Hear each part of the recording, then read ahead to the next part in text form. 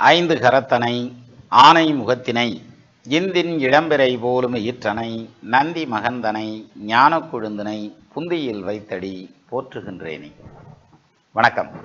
நம்ம ஜோதிட சொந்தங்கள் எல்லாருக்கும் வணக்கம். 7ஆம் இடம் 700 வருஷமாக பேசினாலும் தீராத இடம் 7ஆம் இடம். சரி, இந்த 7ஆம் இடம் அப்படின்னா என்ன முதல்ல அப்படிங்கிறதும், அப்புறம் திருமண காலம். ஏன்னா ஜோசியம் ஃபுல்லாக தெரிஞ்சுக்கிறது கஷ்டம்தான். ஓரளவுக்கு தெரிஞ்சுக்கிட்டோம்னா ஈஸியாக பலன் எடுக்கலாம். எதுவுமே தெரியாமல் இருந்துச்சுன்னா சரி இந்த ஜோசியார் என்ன சொல்கிறார் அந்த ஜோசியார் என்ன சொல்கிறாருன்ட்டு அப்படி கூட கேட்டுக்கிட்டு தெரிஞ்சுக்கலாம். இந்த ரெண்டுக்கு நடுவில் இருக்கோம் பார்த்தீங்களா, இங்கேதான் சிக்கல் ஜாஸ்தி ஆயிரும். அதனால 7ஆம் இடம்னா என்ன, 7ஆம் இடத்த அதிபதிங்கிறது இந்த 7ஆம் இடத்த அதிபதி 6, 8, 12ஆம் இடங்கள்லாம் மறைந்தால், வக்கரமானால், நீசமானால், கெட்டு போனால் அவங்களுக்கு குடும்ப வாழ்க்கை எப்படி இருக்கும்? அடுத்தது, இந்த பாதிப்புகள் இருந்தாலும் அவங்களுக்கு குடும்ப வாழ்க்கை நல்லா இருக்கணும் அப்படின்னா அதுக்கு என்ன மாதிரியான கண்டிஷன்ஸ் ஜாதகத்தில் இருக்கணும்? திருமண வாழ்க்கைன்னு ஒன்று இருக்கா இல்லையா இப்படிங்கிற டீட்டெயிலை தான் நம்ம இதில் பார்க்க போகிறோம். முதல் பாயிண்ட்டு என்ன கொடுத்துருந்தேன், 7ஆம் அதிபதி மறைவு ஸ்தானத்தில் நின்னா அப்படின்னா 7ன்னா என்ன அப்படின்னா, 7ஆம் இடம்ங்கிறது ஒரு பையனுடைய ஜாதகத்தில் பொண்டாட்டியை குறிக்கும், பொண்ணுடைய ஜாதகத்தில் தன்னுடைய கணவனை குறிக்கும். அப்போது கணவன் மனைவின்னு சொல்லக்கூடிய அந்த வாழ்க்கை துணைன்னு சொல்கிறோம்ல, அந்த வாழ்க்கை துணையை குறிக்கிறதுங்கிறது 7ஆம் இடம். இந்த 7ஆம் இடத்த அதிபதி 8ஆம் இடத்தில் மறைந்து விட்டார், 6ஆம் இடத்தில் மறைந்து விட்டார், 12ஆம் இடத்தில் மறைந்து விட்டார், வக்கரமாகிவிட்டார், நீசமாகிவிட்டார், ராகு கேதுவோடு சேர்ந்து விட்டார் அப்படிங்கிற பாயிண்டெல்லாம் எப்போ கேட்போம் அப்படின்னா, கல்யாணத்துக்கு சாதகத்தை எடுக்கிறோம் பாருங்க, அப்போத்தையும் கேட்போம். எப்போ அது வரைக்கும் இந்த 7ஆம் பாவாதிபதி எங்கேயா போயிருந்தார், என்னமோ லீவில் போயிட்டாரா, மெடிக்கல் லீவில் அப்படின்ற மாதிரி இருக்கும். நமக்கு யாருமே சொல்லலையேடா. அதாவது அமைதியாச்சு. எப்போ ஜாதகம் பார்த்தாலும் புள்ள நல்லா படிக்கும், நல்லா இருக்கும், பையன் பிரமாதமாக வருவேன், படிப்பேன், காலேஜுக்கு போவேன், வெளிநாடு போவேன்னு தான் பேசிக்கிட்டு இருந்தாங்களே தவிர, கல்யாணம்னு போகல 2 கல்யாணம் நடக்கும், அல்லது பொண்ணுக்கு நாயா பேயா அலைய வச்சுப்பிடுவாங்க, அல்லது கல்யாணம் நடக்கிறதுக்கு மாப்பிள்ளை கிடைக்காம திணறி போயிடுவாங்கன்ற மாதிரியான அமைப்போ, இல்லை 30 வயசானாலும் கல்யாணம் நடக்காமல் இழுத்துக்கிட்டு இருக்குங்கிற மாதிரியான அமைப்போ யாருமே சொல்லலை முன்னாடியே. அதே மாதிரி கல்யாணத்துக்குன்னு ஜாதகத்தை எடுத்து கொண்டு போய் கொடுத்து எப்படிப்பா கல்யாணம் பண்ணலாமா, பிள்ளை படிச்சிருச்சு ஓரளவுக்கு ரெடி ஆயிடுச்சான்னு பார்க்கலான்ட்டு போனால் அந்த தோசை இருக்குது இந்த தோசை இருக்குது, அதுக்கு பரிகாரம் பண்ணு இதுக்கு பரிகாரம் பண்ணுன்னா என்னையா செய்கிறது, நான் யாருமே இது வரைக்கும் சொன்னது இல்லையா அப்படின்ற மாதிரியான ஒரு மனோநிலை நிறைய பேர்த்துக்கு இருக்கும் இல்லையா. அதை நம்ம நிறைய சந்திச்சிருப்போம் ஜாதகத்தை கையில் எடுக்கல. அப்போது இப்படியான சூழ்நிலை ஏன் வருது அப்படின்றதையும் நம்ம தெரிஞ்சுக்கிறோன்னா, எதனால, அதாவது கல்யாணத்தப்போ இந்த தோஷத்தெல்லாம் சொல்கிறாங்களேப்பா அப்படின்னாக்க, எப்போ தேவையா அப்போ தானே சார் சொல்லுவாங்க. எனக்கு ரவா தோசை ரொம்ப பிடிக்கும் அப்படின்னா நைட் 2 மணிக்கு ஒருத்தனை சாப்புன்னு கணத்தில் அறிஞ்சு எழுப்பி உட்கார வச்சு சாப்பிட்றா ரவா தோசைன்னா அவன் என்ன செய்வான்? சரியா, அது மாதிரி தான். அப்போது நமக்கு என்ன வேணுமோ அந்த டைமில் தான். இப்போ ஒன்றும் வேணாம் சார், குழந்தை பிறந்திருக்குது, குழந்தை பிறந்ததுமே ஆர்ட்ஸ் காலேஜில் கொண்டு போய் சேர்க்கட்டுமா, இன்ஜினியரிங் காலேஜில் சேர்க்கட்டுமா, கவர்மெண்ட் இன்ஜினியரிங் காலேஜில் சேர்க்கட்டுமா, அண்ணா யூனிவர்சிட்டியில் சேர்க்கட்டுமா, ஐஐடி எழுத வைக்கலாமா, இப்படியா கேட்குறான். என் பிள்ளைக்கு ஆயுசு நல்லா இருக்கா, நல்லா படிக்குமா, இந்த பிள்ளை பிறந்த நேரம் தாய் தாப்புனாருக்கு எப்படி இருக்குது, சொத்து என்னமோ வாங்குவோமா, வீடு கட்டணும்னு அவங்க ஆத்தா என்னையா போட்டு பாடாப்படுத்திக்கு இருக்காயா, என்னமோ வீடு கட்ட முடியுமா, இப்படின்ற மாதிரியான கேள்விகள் தான் இருக்கும். அதுக்கு தான் பதில் இருக்கும் இல்லையா. ஆனால் அஃப்கோர்ஸ் அப்பயே கல்யாணத்துக்கு பார்க்குறத பற்றி ஒன்றும் பிரச்சனை இல்லை, பார்க்கலாம், பட் தேவையில்லை. அப்போ நமக்கு தேவைகள் எப்போ வருதோ அப்போ தான் இந்த வார்த்தைகள் எல்லாம் வெளிப்படுது. அப்போ 7ஆம் இடம்ங்கிறது கணவனானா மனைவியை குறிக்கிறது, மனைவியுடைய ஜாதகம் கணவனை குறிக்கிறதுங்கிறது. இந்த ஸ்தானாதிபதி கெட்டு போயிட்டா அவங்களுக்கு குடும்ப வாழ்க்கையில் அடி வாங்கும் சார். இதில் பாருங்கள், lord of 2nd house and lord of 7th house, 7ஆம் இடத்ததிபதியும் 2ஆம் இடத்ததிபதியும் ஒன்று சேர்ந்து எங்கே நின்னாலும் அவங்களுக்கு கல்யாணம் லேட் ஆகும். 2ஆம் இடத்ததிபதியும் 7ஆம் இடத்ததிபதியும் ஒன்று சேர்ந்து எங்கே நின்னாலும் கல்யாணம் லேட் ஆகும். அவங்க வக்கரம்லாம் ஆக வேண்டாம், நீசம் ஆக வேண்டாம், ஈவன் 6, 8, 12க்கு கூட போக வேண்டாம், கேந்திரத்தில் நிற்கட்டும், திரிகோணத்தில் நிற்கட்டும், கல்யாணம் லேட் ஆகும். சரியா, சரி, இது ஒரு சின்ன ஒரு டூர். அதே மாதிரி 2, 7க்கு அதிபதிகள் ஒன்று சேர்ந்து 6, 8, 12க்கு போயிட்டாங்கன்னா அந்த ஜாதகத்துக்கு கல்யாணமே கிடையாது.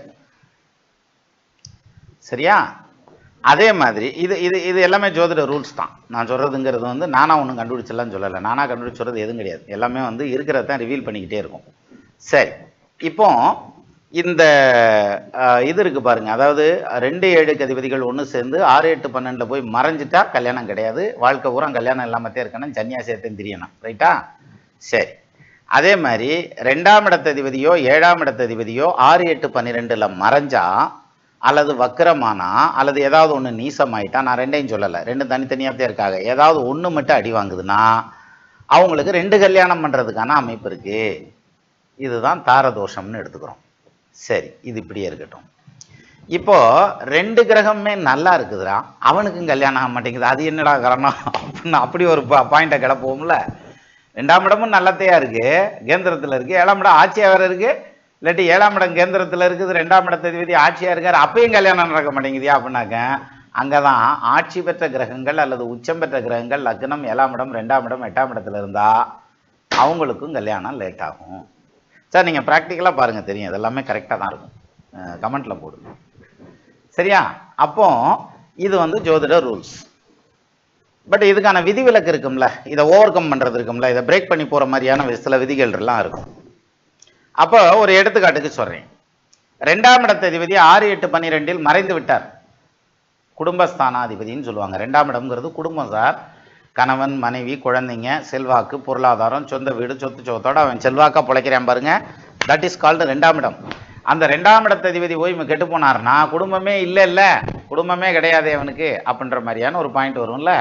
ஆனால் அது பொண்ணுடைய ஜாதகமாக இருந்தாலும் ஆணுடைய ஜாதகமாக இருந்தாலும் 2ஆம் இடத்ததிபதி கெட்டு போயிருந்தாலும் குடும்ப வாழ்க்கை மிகச் சிறப்பாக இருக்கும். அதில் மாற்று கருத்தே இல்லை. இதுக்கான வீடியோவும் நம்ம சேனல்லையே நிறைய இருக்குது. பட் இதெல்லாம் வந்து நான் லிங்கை தேடி தேடி எடுத்து கொடுக்க முடியாது, நீங்கள் தான் எடுத்து பார்த்துக்கறணும். அப்போது எல்லாத்துக்குமே விதிவிலக்கு இருக்குது சார். இந்த 2ஆம் இடத்ததிபதி மறைஞ்சு போயிட்டார், ஆனால் குடும்பம் நல்ல விதமாக ஓடும், சந்தோஷமாகவும் பிரியமாகவும் குழந்தை குட்டிகளோட நல்ல செல்வாக்கோட வெளிநாட்டு வாழ்க்கையோட பிரமாதமாக பிழைக்கிற எத்தனையோ ஜாதகங்கள் இருக்குது. உடனே 2ஆம் இடத்ததிபதி 6, 8, 12க்கு போய் விழுந்து கெட்ட ஜாதகத்தை வந்து ஆஹா நம்ம ஃபேமிலி யோசிக்கவே வேண்டியதில்லை, பாதிக்காது. சரி, அதே மாதிரி 7ஆம் இடத்ததிபதி 2ஆம் இடத்ததிபதி நல்லா இருக்காரு, குடும்பம் நல்லா இருக்கு, ஆனால் 7ஆம் இடத்ததிபதி கெட்டு போயிருக்கார். யாரு? கணவன் அல்லது மனைவியை குறிக்கக்கூடிய ஸ்தானாதிபதி கெட்டு போயிருக்கார். அப்போ இது வந்து பாதிக்குமா அப்படின்னா பாதிக்காது.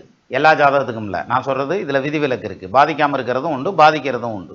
இதைத்தான் சார் ஜோதிடத்தில் கிளாசிஃபை பண்ணணும், பிரித்து எடுக்கணும். அதுதான் வந்து ரிவீல் பண்ண தெரியும். நான் இதுக்கு வந்து எத்தனையோ விதமான டூல்ஸ் எல்லாம் யூஸ் பண்ணுறோம்.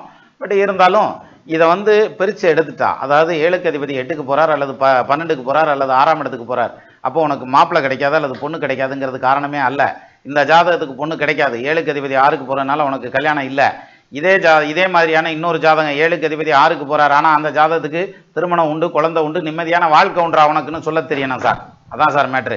நம்ம படிக்கிறது எப்படி படிச்சிருப்போம்? 7க்கு அதிபதி 6ஆம் இடத்துக்கு போனால் அவர்களுக்கு பொண்ணு கிடைக்காது அல்லது மாப்பிள்ளை கிடைக்காது அப்படின்ற மாதிரியான ஸ்டைலில் நம்ம படித்து வச்சுருப்போம். ஆனால் ஒரு ஜாதகத்துக்கு கிடைக்கும், இன்னொரு ஜாதகத்துக்கு கிடைக்காது. இதுக்கு ஏன் கிடைச்சது, இதுக்கு ஏன் கிடைக்கலங்கிறத சொல்ல தெரியணும். அதான் ஜோதிடம். சரி, இப்போ இதுதான் சார் இதில் பிரச்சனை, அந்த கூர்ந்து கவனிக்கிறது அப்படிங்கிற அந்த ஒரு பாயிண்ட். ஏன்னா டக்குன்னு எடுத்ததுமே நமக்கு அல்ஜிப்ரா புரிஞ்சிருமா? புரியாது. அது மாதிரி இது அல்ஜிப்ராவோட காம்ப்ளிகேட்டடான கணக்கு. அப்போ கூர்ந்து கவனிக்கிறதுங்கிறது ரெண்டாவது, அதில் இன்ட்ரெஸ்ட் இருந்தால் தான் புரியும். இன்ட்ரெஸ்ட் இல்லைன்னா என்னத்தையோ உளறிக்கிட்டு உட்காந்துருக்காங்க. ஒரு இடத்துல செவ்வாய் நல்லதுன்றியான், ஒரு இடத்துல செவ்வாய் கெடுதல்ன்றியான். ஆக்சுவலாக செவ்வாய் நல்லதா இல்லை கெடுதலா, முதல்ல ஜோசியாரை நல்லவனா இல்லை கெட்டவங்களா அப்படின்ற மாதிரியான யோசனை எல்லாம் வந்துடும். சரியா? சரி, இப்போ இப்படி எடுத்துக்குவோம். இப்போ லக்னத்துக்கு 7க்கு அதிபதி 8ஆம் இடத்துக்கு போயிடுறார் அல்லது 6ஆம் இடத்துக்கு போயிடுறார் அல்லது 12ஆம் இடத்துக்கு போயிடுறார். சரியா? நான் சொல்றது 7ஆம் இடத்து அதிபதி மட்டும், 2க்கு அதிபதி நல்லா இருக்கார். இப்போ இந்த ஜாதகத்துக்கு கல்யாணம் நடக்குமா அப்படின்னா கல்யாணம் நடக்கிறதுக்கான பாசிபிலிட்டிஸ் சொல்றேன், நடக்காததுக்கான பாசிபிலிட்டிஸும் சொல்றேன். சரி, ஃபர்ஸ்ட் பாயிண்ட். இப்போ 7ஆம் இடத்து அதிபதி அப்படின்னு எடுத்துக்குவோம். யாரு? ஒரு எடுத்துக்காட்டா வந்து மேஷ லக்னத்துக்கு இவரை எடுத்துக்கோங்க, சுக்கிரன் வந்து 7ஆம் இடத்து அதிபதி. இந்த சுக்கிரன் வந்து 6ஆம் இடத்துல நீசமாயிட்டார், அவர் 2ஆம் இடத்து அதிபதியும் கூட. இப்போ இந்த ஜாதகருக்கு திருமணம் நடக்குமா அப்படின்னா நடக்காம போகும். மேஷ லக்னம் சார், 2-7க்கு அதிபதி சுக்கிரன் 6ல் நீசமாயிட்டார், கல்யாணம் நடக்குமா? நடக்காது.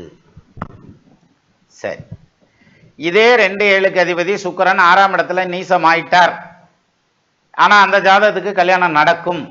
ஏன்? எப்படியா நடக்கும்? 6ஆம் இடத்துல போய் அவர் வக்ரம் ஆகி இருந்தால் அந்த கல்யாணம் நடந்து அவங்க நல்லபடியா இருப்பாங்க, வாழ்க்கை நடக்கும்.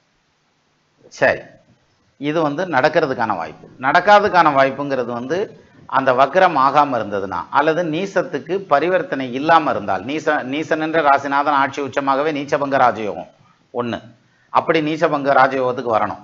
இல்லாட்டி குரு பார்வையில் நிற்கணும். அப்பவும் அந்த நீச்சத்துக்கு பங்கமாகி ராஜயோகமா வேலை செஞ்சு 6ல் மறைஞ்சாலும் கல்யாணம் நடந்துடும்.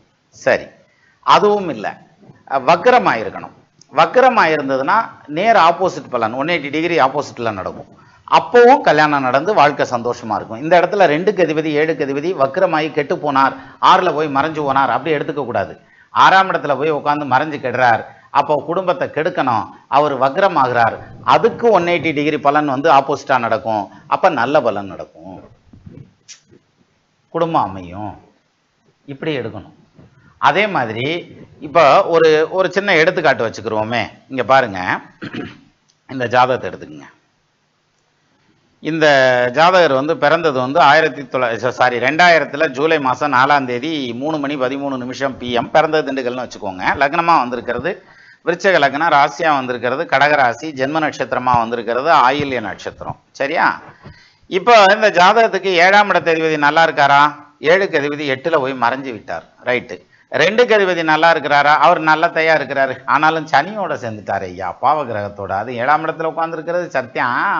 ஆனால் சனியோட சேர்ந்ததுனால சுழுக்கு எடுத்து விட்டாருன்னா என்ன செய்யறது? கல்யாணம் நடக்கிறதுனா கஷ்டம், அல்லது சாமானியமாக வரன் கிடைக்காது, கல்யாணம் நடக்காது, அப்படியே நடந்தாலும் நிற்காது, நின்னாலும் குடும்பம் 2ஆக போயிடும், அல்லது ஒரு தாலி கட்டி மறுதாலி கட்ட வேண்டிய சூழ்நிலை வந்துடும், அல்லது வந்து குடும்பம் வந்து அமைதி இல்லாமல் ஒற்றுமை இல்லாமல் குடும்பம் ஓட்டுவாங்க, அல்லது புருஷன் பொண்டாட்டி தொடர்ந்து பிரிஞ்சே இருப்பாங்க. இப்படி எத்தனையோ சொல்லிக்கிட்டே போகலாம் இல்லையா?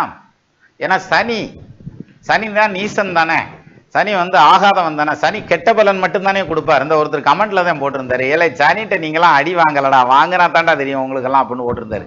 அப்படி இல்லை, சனி வந்து நல்ல விதமாக பலன் கொடுக்கணும்னு வந்துருச்சுன்னா அது நல்ல பலனை மட்டும்தான் கொடுக்கும். அது எல்லா நல்ல பலன் சனி கொடுக்குறேன் கெட பலன் கொடுக்க மாட்டான்ல.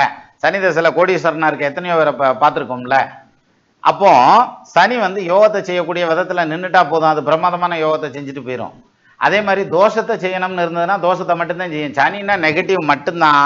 அந்த சனிகிட்ட அடி வாங்கி பார்த்துருந்தாத்தியா உனக்கெல்லாம் தெரியும். அதே மாதிரி சனி வந்து நீ பாசிட்டிவாக சொல்லணுங்கிறதுக்காக சொல்கிற அப்படின்ற மாதிரி ஒரு கமெண்ட் ஒன்று வந்துருந்துச்சு. அதுக்கு நான் பதில் சொன்னேன்னு கூட எனக்கு ஞாபகம் இல்லை. பட் இருந்தாலும் விஷயம் இதுதான், சனி தசை யோக தசையாகவும் நடக்கும், தோஷமாகவும் நடக்கும். இப்போ இதே ஜாதகத்தை எடுத்துங்க, இதில் யோகமாக நடக்கும்யா. எப்படி? அதைத்தான் நான் பார்க்க போகிறேன். இப்போ இந்த லக்னத்தை எடுத்துக்கோங்க. எது? விருச்சக லக்னம்ப்பா. விருச்சக லக்னத்துக்கு சனி எத்தனைக்கு அதிபதி? 3க்கு அதிபதி, 4க்கு அதிபதி, 4ஆம் இடத்த அதிபதி சுகஸ்தான அதிபதி இல்லையாப்பா? 4ஆம் இடத்த அதிபதி கேந்திரத்தில் என்னன்னா யோகம் கிடையாதா? 4ஆம் இடம்ங்கிறது வாகனஸ்தானம்ல, வாகனநாத 4ல் வந்துட ஆட்சி உச்சம், ஆகவே கேந்திர கோணம். எங்க கேந்திரத்தில் தானே நிற்கிறாரு? 4க்கு அதிபதி 7வது கேந்திரத்தில் தானே நிற்கிறாரு. அதுவும் சுபகிரகம் குருவோட சேர்ந்து தானே நிற்கிறாரு, 5க்கு அதிபதியோட சேர்ந்து தானே நிற்கிறாரு. வாகனநாத 4ல் வந்துட ஆட்சி உச்சம், ஆகவே கேந்திர கோணம், ஆயினால் கீர்த்திமானாய் தேகமாய் கட்டில் மெத்தை சேத்திரம் நல்ல வீடும் பாகமாய் ஆயுள் தீர்க்கம் வாகனம் பரிசை சுத்தம்ன்றான், யோகமா பிழைப்பான்னு சொல்றான். 4க்கு அதிபதி சனி 7ல் நிற்கிறது. சரியா? அப்போ சனி இந்த இடத்துல கெடுக்காது இந்த ஜாதகத்துக்கு. என்ன காரணம்? சனி யோகத்தை கொடுக்கக்கூடியவனப்பா, அவன் சுகஸ்தானாதிபதியை அவன் கெடுக்க மாட்டார். அவர் சேர்ந்திருக்கிறது 5ஆம் இடத்த அதிபதியோட சேர்ந்திருக்காரு. 5, 9க்கு அதிபதிகள் சுபர் பாவராயினும் மிஞ்சும் பலன் செய்வர்ன்றானே, பெரிய பலன்ல.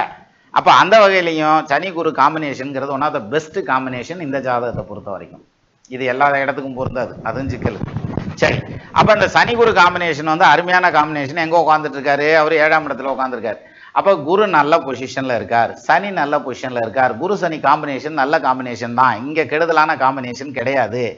சரி, அப்போ 7ஆம் இடத்த அதிபதி என்ன கண்டிஷனில் இருக்கார்? அதை பார்க்கணும் இல்லையா? எங்கப்பா அதுக்குள்ளே இங்கிட்டு வந்துட்டோமா? 7ஆம் இடத்த அதிபதி என்ன கண்டிஷனில் இருக்கார் அதையும் பார்ப்போம்.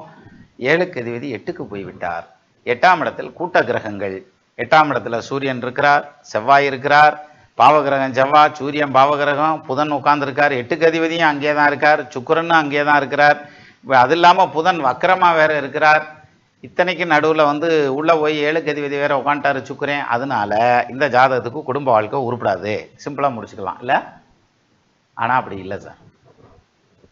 அப்புறம் எப்படி சார் அப்படின்னாக்க, லக்னத்துக்கு 7க்கு அதிபதி 12க்கு அதிபதி 8ஆம் இடத்துல போய் நிற்கிறார். 8ஆம் இடம் மறைவு ஸ்தானம், உண்மைதான் சார், ஒத்துக்கலாம். இந்த மறைவு ஸ்தானத்தில் சுக்கிரன் போய் மறைஞ்சு போனார்னா குடும்பம் அமையக்கூடாது, அதாவது வாழ்க்கை துணை கிடைக்கக்கூடாது. ஆனால் இவருக்கு கிடைக்கும். எப்படிப்பா கிடைக்கும் அப்படின்னாக்க வேற ஒன்றும் இல்லை. 8ல் சுக்கிரன் போய் உட்காந்து 8ல் 8க்கு அதிபதி ஆட்சியாக நிற்கிறார். யார்? புதன். புதன் வந்து இப்போ இந்த ஜாதகத்தில் இதே காம்பினேஷனில் புதன் மட்டும் நீசமாக இருக்காருன்னு வச்சுக்கோங்க. 8ஆம் இடத்துல சுக்கிரன் போய் உட்காந்துருக்காருன்னு வச்சுக்கோங்க. புதன் நீசமானா சூரியன் அங்கே இருக்க மாட்டாருன்னு உடனே அதுக்கு ஒரு கமெண்ட் போட்டுறாதீங்க. அப்படி இல்லை, புதன் நீசமாக இருக்காருன்னு வச்சுக்கோங்க, சூரியனையும் கூட வெளியே எடுத்துருங்க, சனி கூட உள்ள ரெண்டு போகிறாரு, எத்தனை பாவகிரகம் வேணாலும் இருக்கட்டும், அந்த ஸ்தானாதிபதி அதாவது 8ஆம் இடத்ததிபதிக்கு வந்து நீசமாகி இருந்தால், கெட்டு போயிருந்தால் நிச்சயமாக இந்த சுக்கிரன் பாதிப்பை ஏற்படுத்துவார். இது 7க்கு அதிபதி 8க்கு போகிறது குடும்ப வாழ்க்கையில் பிரச்சனையை கொடுப்பார். சரி, இப்போ புதன் வந்து வக்கரமாக இருக்காரு, அப்போ அவர் கெட்டு போனாருன்னு தானே அர்த்தம். அப்போ பாதிக்காதா அப்படின்னா இப்போ பாதிக்காது. ஏப்பா பாதிக்காது? அதுக்கு என்னையா காரணம் அப்படின்னா புதன் தசை வராது ராசா. ஆனால் இப்போ சுக்கிர தசை நடக்கல, புதன் என்ன கண்டிஷனில் இருக்கார்? ஆட்சியாகி வக்ரமாகிறார். ஆட்சியாகி வக்ரமாகிறார். அப்போ ஆட்சிங்கிற பாயிண்ட் வர்றதுனால கல்யாணம் முடிஞ்சு போயிடும், வக்ரம்ங்கிற பாயிண்ட் வர்றதுனால லேட்டாக முடியும். அப்போது கொஞ்சம் காலதாமதமாகிறதுக்கு வேணால் வாய்ப்பு இருக்குமே தவிர மற்றபடி குடும்ப வாழ்க்கை இந்த ஜாதகத்துக்கு நல்லாயிருக்கும். ஈவன் 7th லார்டு இந்த 8th ஹவுஸ். இன்னொரு பாயிண்ட் சொல்லட்டுமா? 12ஆம் பாவாதிபதி 8ஆம் இடத்துல இருந்தால் அது ராஜயோகம்டா ராசா. அப்படி ஒரு பாயிண்ட் இருக்குது. 12க்கு அதிபதி 8ல் இருந்தாலும் 8க்கு அதிபதி 12ல் இருந்தாலும் அது ராஜயோகம். அப்போது இது ராஜயோகத்துக்கான அமைப்பு தானே தவிர தோஷத்துக்கான அமைப்பு இல்லை. அதுக்கேற்ற சுக்கிர தசையாக தான் இப்போ நடந்துட்டு இருக்கு. கல்யாணத்தை வந்து கொஞ்சம் காலதாமதப்படுத்தலாமே தவிர மற்றபடி திருப்தியான நிம்மதியான குடும்ப வாழ்க்கை உண்டு. அதை விட்டுட்டு 7ல் சனி இருந்தால் கருத்தை உண்டாட்டியாக கிடப்பாக, அல்லது கருத்த வீட்டுக்காரராக கிடைப்பார், அவர் கீழான எண்ணம் கொண்டவராக இருப்பார், ரொம்ப கஞ்சனாக இருப்பார், அடுத்த காரியத்தில் வந்து தேவையில்லாமல் மூக்க நுழைப்பார், மாமனார் மாமியார்ட்ட மரியாதை இல்லாமல் நடந்துக்கிடுவார், இப்படிங்கிற மாதிரியான பாயிண்ட்லையும் சொல்லிக்கிட்டே போகலாம். ஆனால் இதெல்லாம் இங்கே நடக்குமானா நடக்காது. இந்த பையன் ரொம்ப பொறுப்பாக இருப்பான். என்ன காரணம்? ராசி லக்னத்தை குரு பார்க்குறானே ஐயா, குரு வார்த்தா கோடி குற்ற நீங்கம்ன்றானே. அதனால் இந்த குரு சனி காம்பினேஷன் அப்படிங்கிறது அருமையான காம்பினேஷன். இதில் இப்போ இந்த குரு சனி காம்பினேஷன்லேயே சிக்கலான காம்பினேஷனாகவும் வர்றதுங்கிறது உண்டு. எப்படி வரும்? குரு உட்காந்துருக்கிறது கிருத்திகா நட்சத்திரம் 4ஆம் பாதம், சனி உட்காந்துருக்கிறதுங்கிறது அதே கிருத்திகா நட்சத்திரம் 2ஆம் பாதம். இந்த இடத்துல பார்த்தீங்கன்னா இந்த ரெண்டும் ஒரே நட்சத்திரத்தில் வந்துச்சுன்னா இங்கே பிரச்சனைகள் வர்றதுக்கு வாய்ப்பு இருக்குது குடும்ப வாழ்க்கையில். இந்த காம்பினேஷன் இவ்வளோ நேரம் நான் என்ன சொன்னேன்? பெஸ்ட்டான காம்பினேஷன் சொன்னேன். ஆனால் இது ஒஸ்ட்டாக போகிறதுக்கான அமைப்பும் உண்டு. அப்படி ஒஸ்ட்டாக போகணும் அப்படின்னா என்ன நடக்கணும் அப்படின்னா இங்கே பாருங்கள், இதில் என்ன சம்மந்தப்படுது? குருவும் சனியும் சம்மந்தப்படுதா? எய்தர் குரு தசை ஆர் சனி தசை நடக்கணும். குரு தசை இந்த ஜாதகத்துக்கு 73 வயசில் வருது. சனி தசை வர்றதுங்கிறது வந்து ஒரு 89 வயசில் வருது. 73 வயசுலையும் 89 வயசுலையும் இவ குடும்பத்தில் பிரச்சனைன்னு வந்ததுன்னா ஒன்றும் பிரச்சனை இல்லை, போய் தாய் தாப்பனார் பக்கத்தில் உட்காந்து பார்த்து நல்ல விதமாக பண்ணிக்கிறட்டும், சரியா? வாழ்ந்து முடிச்சிருவாங்க சார், வாழ்க்கையே முடிஞ்சு போயிடும். அதுக்கப்புறம் என்ன? உயிரோடு இருக்கிறதுங்கிறது தனி, வாழ்க்கைங்கிறத முடிஞ்சு போயிடும் இல்லையா? அப்போது இந்த குரு சனி 7ல் ஒரே நட்சத்திர காலில் இருந்தாலும் பாதிக்காது. குரு சனி காம்பினேஷன் 7ல் சனி நின்னாலும் இந்த ஜாதகத்துக்கு நெகட்டிவ் இம்பேக்ட் கிடையாது. 7க்கு அதிபதி 8ஆம் பாவத்துக்கு போய் நின்னாலும் அங்கேயும் பாதிப்பு கிடையாது. ஏன்னா அவர் மறையவே இல்லை, சரியா? இப்போ இன்னும் சொல்லணும்னா இந்த ஜாதகத்துக்கு எந்த கிரகமே மறையலை. 8ஆம் பாவத்தில் இருக்க நிற்கிற எந்த கிரகமே மறையலை. எது? சூரியன், செவ்வாய், புதன், சுக்கிரன் எல்லாம் தானே இருக்கு. நல்லா கவனிச்சு பாருங்க. புதன் 8ல் தானே மறைஞ்சிருக்காரு. இந்த பொண்ணு வந்து படிச்சிருப்பாங்க. சூரியன் 8ல் தானே மறைஞ்சிருக்காரு. தகப்பனார் நல்லா தான் இருப்பாரு. செவ்வாய் நல்லா தானே, செவ்வாய் 8ஆம் பாவத்தில் தானே மறைஞ்சிருக்கிறாரு. லக்னாதிபதி 8க்கு போனால் ஆயுசை பிடிங்கி விட்டு போயிட வேண்டியதானே. ஆயுசோட தானே இருக்காங்க, 24 வயசு, அதில் நல்லா தானே இருக்காங்க. இன்னும் தீர்காயுசு உண்டு இந்த பிள்ளைக்கு. அதே மாதிரி சுக்கிரன் 8ஆம் பாவத்தில் இருக்கார், கண்டிப்பாக கல்யாணம் நடக்கும். ஸோ விஷயம் என்னென்னா இந்த ஜாதகத்தை பொறுத்த வரைக்கும் 8ஆம் பாவத்தில் எந்த கிரகமுமே மறையலை. ஆனால் இதை ஜஸ்ட் அப்படி பார்த்தோம்னா 7ல் சனி இருக்கிறது, 7க்கு அதிபதி 8ஆம் இடத்திற்கு போய்விட்டார், அவ்வளவுதான் குடும்ப வாழ்க்கை குப்பை மேடா போயிரும்ன்ற மாதிரியான பாயிண்ட்டுக்கு போயிடக்கூடாது. அது தப்பான பலன். அப்போது ஒரு பலன் எடுக்கிறதுங்கிறது வந்து ஒரு கிரகம் மறைவு ஸ்தானத்துக்கு போயிடுச்சுன்னா கெட்டு போயிடுச்சுன்னு அர்த்தம் கிடையாது. அங்கேருந்தும் பாசிட்டிவான பலன் வரும். அதே மாதிரி இப்போ சனி சேர்க்கை இருக்குது, சனி ஏதாவது ஒரு இடத்துல உட்காந்துருக்கு, அந்த சனினாலேயே குடும்ப வாழ்க்கை கெட்டு போயிடும், அல்லது வந்து மற்ற விஷயங்கள் ஏதாவது கெட்டு போயிடும் அப்படின்னா அந்த சனியாலேயே யோகமாக மாறுறதும் உண்டு. அப்போ இந்த இடத்துல நம்ம வந்து அந்த இடத்துல மிஸ் பண்ணோம்னா நமக்கு கணிக்க தெரிலன்னு அர்த்தம், வேறு காரணம் கிடையாது. இப்போ ஏதாவது ஒரு சண்டை சச்சரவு வருதுன்னு வச்சுங்களேன், இங்கே அதான் 7ல் சனி இருக்குல்ல அப்புறம் தான் வரும்ல அப்படின்னாக்கா அப்படி கிடையாது, அதனால வர்றதில்லை. நிறைய பேர் அந்த இப்போ ஜோதிடம் இப்போ வந்து ரொம்ப பரவலானதுக்கப்புறம் பார்த்தீங்கன்னா எனக்கு 7.5 சனி நடக்குது, தொழில் சரியில்லை, எனக்கு 7.5 சனி நடக்குது, குடும்பம் சரியில்லை, எனக்கு 7.5 சனி நடக்குது, ஹெல்த் சரியில்லை அப்படிலாம் சொல்லுவாங்க. சார் இங்கே பாருங்கள், ஹெல்த் சரியில்லாமல் போகிறதுக்கு 6ஆம் இடம் 4ஆம் இடம் சம்மந்தப்படணும். தொழில் சரியில்லாமல் போகிறதுக்கு 6ஆம் இடம் 10ஆம் இடம் சம்மந்தப்படணும். அதே மாதிரி இது பொருளாதாரத்தில் பாதிப்பு வரணும்னாக்க 2ஆம் இடம் சம்மந்தப்படணும், குரு சம்மந்தப்படணும், இல்லாட்டி 11ஆம் இடம் சம்மந்தப்படணும். இதுதான் வந்து தசாபுத்தியை பொறுத்த வரைக்கும். ஆனால் கோச்சாரத்தை மட்டும் கையில் எடுத்துக்கிறது, எனக்கு 7.5 சனி நடக்குது, எனக்கு 7.5 சனி, எனக்கு 7.5 ஏன் 7.5 சனி 2வது சுற்று வருது, 2வது சுற்று முடியறதுக்குள்ளே உன்னை மனுஷனாக்கி விட்டு போயிருமியா? அப்போ ஒரு இடத்துல இருந்து இன்னொரு இடத்துல பிடுங்கி கொண்டு போய் நட்டாத்தையும் நாற்று நல்லா வளருன்றதுனால உங்களை வேலை பார்க்குற இடத்துல இருந்து பிடுங்கி விட்டுரும். எது 2வது சுற்று 7.5 வரையில பார்த்தீங்கன்னா அது டச் ஆனதுமே எந்த வேலை பார்த்துட்டு இருக்கோமோ அந்த வேலையை பிடுங்கி விட்டுறேன், அல்லது சொந்த தொழில ஒரு அடியை கொடுத்து அப்படி திருப்பி விடும். திருப்பிச்சுன்னா அப்படியே ஒரு பெரட்டுச்சுன்னா அப்படி பூமப்பாயி ரொம்ப பெரிய லெவலில் போவான். அந்த 7.5 சனியில் அந்த நடக்கிற தசை மட்டும் யோக தசையாக இருந்தால் போதும், அது பொங்கு சனி பிரமாதமாக வேலை செஞ்சு தூக்கி விட்டு போயிடும். ஆனாலும் மோர் தென் 90% ஆஃப் செகண்ட் ரவுண்டு 7.5 சனியில் பாருங்கள், 7.5 முடிகிறப்ப பெரும்பாலும் நல்ல விதமாக செட்டில் ஆகிருப்பாங்க. கல்யாணம் பண்ணி குழந்தை ஊட்டி வைத்து தொழில் ஆரம்பித்து சொந்த தொழிலில் செட்டில் ஆகி நிரந்தரமான வேலைக்கு போய் வெளிநாட்டில் போய் உட்காந்து வீடு வாசல் வாங்கி சொத்து பத்து சம்பாரித்து கார் வண்டி வாகன வசதிகள் வாங்கி ஏதாவது ஒரு விதத்தில் பிரமாதமாக செட் ஆகிருப்பான் சார். 7.5 நடந்து முடிகிறப்ப, அந்த 2வது சுற்று 7.5 நடந்து முடிகிறப்ப சும்மா 7.5 சனி எதுக்கு எடுத்துக்கிட்டாலும் கிளவி தொட்டாலா செவுறு விழுந்துருச்சு, கூறிய உட்கார பணம் பலம் விழுந்துன்றான்ல, அந்த கணக்கில் பேசுறது. ஸோ அப்படி கிடையாது. அப்போ அந்த வகையில் இந்த ஜாதகத்துக்கு அந்த இவங்க கமெண்ட் ஒன்று கொடுத்துருக்காங்க. எப்படி கமெண்ட் கொடுத்துருக்காங்கன்னு பாருங்க. என் மகளின் பிறந்த தேதி சோ என் மகளின் திருமண வாழ்க்கை எப்படி இருக்கும்? என்ன காரணம் தெரியுமா? இந்த கேள்வி கேட்டதுக்கு என்ன காரணம் தெரியுங்களா? வேற ஒன்றும் இல்லை, ஜோசியம் ஓரளவுக்கு தெரியும், அதான் பிரச்சனை இங்கே. கோர்ஸ் அவங்கள எனக்கு தெரியல, நம்ம வீடியோ பார்த்துட்டு இருப்பாங்கன்னு நினைக்கிறேன், அதனால தான் இந்த கொஸ்டின் போட்டிருக்காங்க. இவங்களுக்கு ஜோசியம் ஓரளவுக்கு நாலேஜ் இருக்குது, அதனால தான் 7க்கு அதிபதி 8க்கு போயிட்டார், 7ஆம் இடத்தில் சனி நிற்கிறாரே என்ன செய்வது? சனி அந்த இடத்துல இல்லாமல் குரு மட்டும் இருந்ததுன்னா தனிச்ச நின்று குரு நின்னாலே தப்புடாரான்றான்ல, அந்த நன்னு தனித்து நிற்கல அவகீர்த்தி மெத்த உண்டுல்ல, அப்படி போயிரும்ல. அதனால இந்த ஒரு 7க்கு அதிபதி 8க்கு போகிறாருன்னா கல்யாணம் லேட் ஆகும், 6க்கு அதிபதி 7க்கு வர்றாருன்னா குடும்ப பிரிவினை வரும், 2 7க்கு அதிபதிகள் சேர்ந்துருக்காங்கன்னா கல்யாணம் லேட் ஆகும், 2 7க்கு அதிபதிகள் 6 8 12க்கு போயிட்டாங்கன்னாக்கும் கல்யாணம் கிடையாது. இதெல்லாம் ரூல்ஸ். இதுக்கான விதிவிலக்குகள் இந்த மாதிரியான விதிவிலக்குகள் வரும். ஒன்றுக்கும் விதிவிலக்குகள் இருக்கும். எல்லாத்தையும் நம்ம ஒரே அடியாக எக்ஸ்பிளைன் பண்ணிட முடியாதுல்ல. இருந்தாலும் அதுக்கான ஒரு எடுத்துக்காட்டு ஜாதகம் வரையில் அது சம்மந்தமாக நம்ம பிரித்து போட்டோம்னா சரியாக இருக்குங்கிறதுனால தான் பிரித்து விட்டது இதை. அப்போது பலன் எடுக்கிறதுங்கிறது எப்படிங்கிறது அந்த நுணுக்கமாக எடுக்கிறதும்பாங்கல்ல, ஒரே மாதிரியான கிரக சேர்க்கைக்கும் 2 விதமான பலன்கள் வரும். அதை பிரிக்கிறது எப்படிங்கிறது தான் சார் ஜோசியம். மீண்டும் இன்னொரு வீடியோவில் சந்திக்கலாம். நமது நண்பர்கள் ஆள் போல் தழைதழைத்து அருகது போல் வேரூன்றி மூங்கில் போல் கிளை கிடைத்து முதியாமல் வாழ்ந்திருக்க வாழ்கவென வாழ்த்தி அமைகிறேன். வணக்கம்.